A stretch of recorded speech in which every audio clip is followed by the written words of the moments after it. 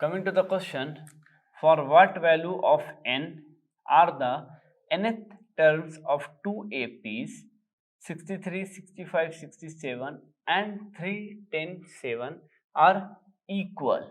तो हमें यहाँ पे क्वेश्चन में क्या पूछा जा रहा है, n की वैल्यू हमें फाइंड आउट करनी है। इस क्वेश्चन में हमें क्या मालूम करना है, n की वैल्यू फाइंड आउट करनी है।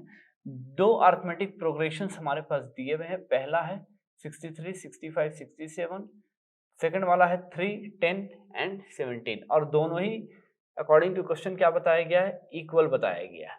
ठीक है, सबसे पहले जो गिवन अरिथमेटिक प्रोग्रेशंस है वो दोनों अरिथमेटिक प्रोग्रेशंस को हम लिख लेंगे। गिवन पहला वाला जो अरिथमेटिक प्रोग्रेशन है वो क्या है, 63, 65, 67। तो इसके लिए हम फर्स्ट टर्म ले लेते हैं कैपिटल ए। तो फर्स्ट टर्म इस एपी के लिए क्या हो जाएगा, कैपिटल ए हमने ले लिया, ए इज इक्वल टू क्या हो जाएगा 63, करेक्ट। अब कॉमन डिफरेंस अगर हम मालूम करेंगे तो क्या हो जाएगा, कॉमन डिफरेंस अगर आप दो टर्म्स के बीच का निकाल रहे हैं, सपोज फॉर एग्जांपल 65 और 63 के बीच का, ये हो जाएगा 65 minus 63 is equal to 2, correct. अब जो दूसरा अरिथमेटिक प्रोग्रेशन दिया हुआ हमारे पास वो है 3, 10 और 17। ठीक है, तो उसको हम लोग लिख लेंगे पहले।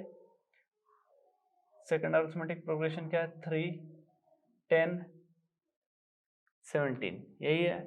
तो इसका हम लोग फर्स्ट टर्म ले लेंगे, small a is equal to 3। Common difference जो होगा अगेन दो टर्म्स के बीच का हो जाएगा, मीन्स 10 और 3 के बीच का कॉमन डिफरेंस क्या होगा, 10 माइनस 3 इज इक्वल टू 7। ठीक, तो ये हो गया हमारा जो दोनों एपी दिया था उसकी टर्म्स हो गए। कैपिटल ए यहाँ पे और डी कॉमन डिफरेंस, इसके लिए कैपिटल ए और डी कॉमन डिफरेंस। तो अब हम क्या करेंगे, अकॉर्डिंग टू क्वेश्चन के अकॉर्डिंग क्या है, दोनों ही एपी मीन्स सपोज A1 जो फर्स्ट एपी है वो क्या है, इक्वल टू सेकेंड एपी। ठीक है, A1 is equal to A2 और आप कह सकते हैं इसको A capital A is equal to A, ऐसा भी लिख सकते हैं।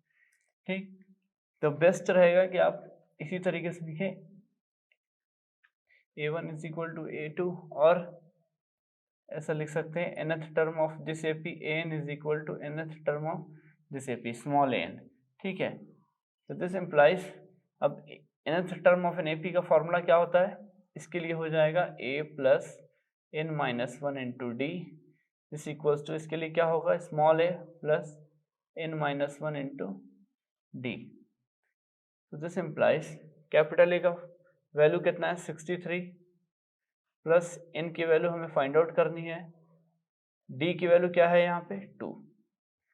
ठीक है, दिस इक्वल टू स्मॉल ए की वैल्यू क्या है 3 plus n minus 1 into small D की वैल्यू आप देख सकते हो यहाँ पे सेकंड केस में कितना आ रहा है, 10 माइनस 3 मीन्स 7।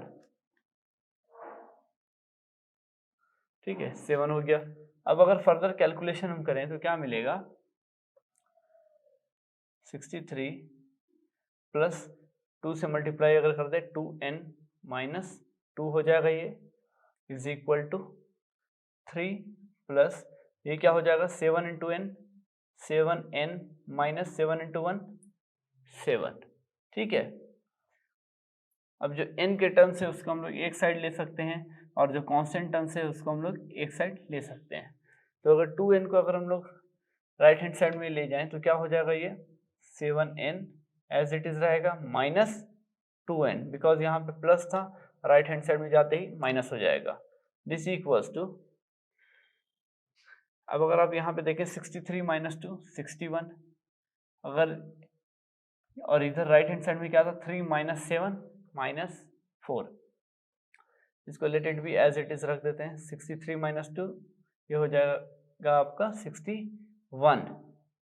अब जो ये डिजिट था 3 माइनस 7 माइनस 4, ये लेफ्ट हैंड साइड में आने के बाद क्या हो जाएगा प्लस 4, तो ये हो जाएगा आपका 65। 7n माइनस 2n क्या हो जाएगा 5n is equal to 65। 5। So therefore अब ये जब आपको इक्वेशन मिल गया है 5n इज इक्वल टू 65, यहाँ से आप n की वैल्यू निकाल सकते हैं आसानी से।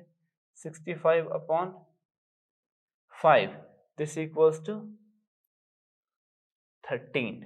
ठीक है, तो हमने देखा जब दोनों ही अरिथमेटिक प्रोग्रेशन इक्वल दिया हुआ था अकॉर्डिंग टू क्वेश्चन, तो हमने सबसे पहले इसका फर्स्ट टर्म लिख लिया a इज इक्वल टू 63। इसका फर्स्ट टर्म हो गया हमारे पास a इज इक्वल टू 3। उसके बाद हमने दोनों ही अरिथमेटिक प्रोग्रेशन के कॉमन डिफरेंस फाइंड आउट कर लिए यहाँ पे।